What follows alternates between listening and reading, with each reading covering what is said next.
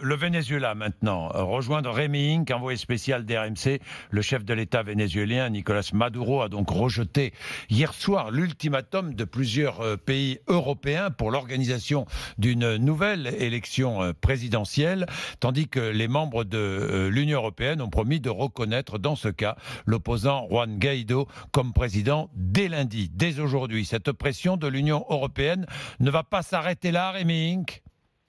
Ah non, elle va continuer cette pression, elle va s'accentuer même en se concentrant directement dans la région. Le 7 février, cette semaine, ce jeudi, un groupe de contact international a pris rendez-vous à Montevideo. Ce groupe qui sera co-présidé par la chef de la diplomatie européenne, Federica Mogherini, et par le président uruguayen.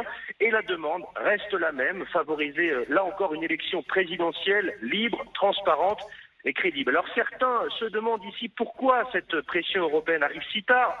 Rappelons que Nicolas Maduro a été réélu en mai 2018. La raison, eh bien, elle est simple. À l'époque, il n'y avait pas d'opposition ici au Venezuela, ou en tout cas, elle était très désorganisée. Les choses ont aujourd'hui changé. Cette opposition s'est organisée. Elle a un visage, celui de Juan Guaidó. Pression de l'Union européenne et puis pression aussi de l'opposition vénézuélienne qui va se traduire de façon assez spectaculaire ces prochains jours. L'opposition qui va tenter d'acheminer de l'aide humanitaire dans le pays. Une aide venue de Colombie, du Brésil.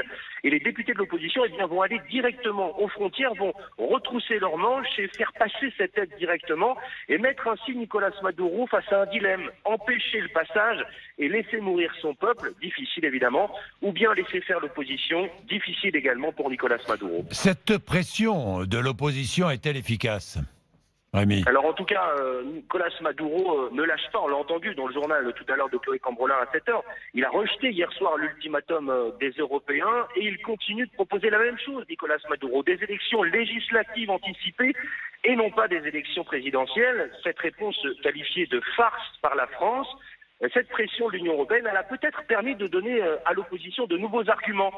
Samedi, lors de la grande manifestation de soutien de Guaidó, eh bien, les drapeaux européens défilaient sur la scène et ils étaient très applaudis par la foule.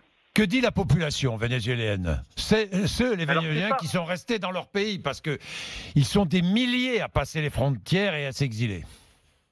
Absolument, 2 millions, plus de 2 millions depuis 2015. Pour tout vous dire, Jean-Jacques, c'est pas le grand sujet de conversation dans la rue, mais on en parle quand même ici à Caracas de cette pression européenne. Je vais vous donner un exemple très précis, très simple.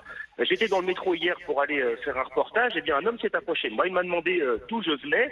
Alors, je lui ai répondu, je viens de France, je viens faire du reportage. Il m'a souri, il m'a dit merci du soutien de Paris à Guaidó. Ce soutien permet de concentrer le regard du monde sur la situation que vivent les Vénézuéliens, cette situation très difficile. Et puis il y a les soutiens de Maduro, et là c'est totalement autre chose évidemment. Cette pression, c'est une erreur gravissime, c'est une ingérence gravissime. On s'en souviendra longtemps, me disait tout à l'heure un soutien du chef de l'État contesté. On le voit, cette société est peut-être divisée, mais ce qui frappe le plus ici, c'est une société qui veut du changement. Ça n'est pas une lutte des classes, c'est une lutte pour survivre, me disait un député de l'opposition hier. L'espoir donc dans un camp ou dans un autre, mais surtout l'espoir d'une vie meilleure.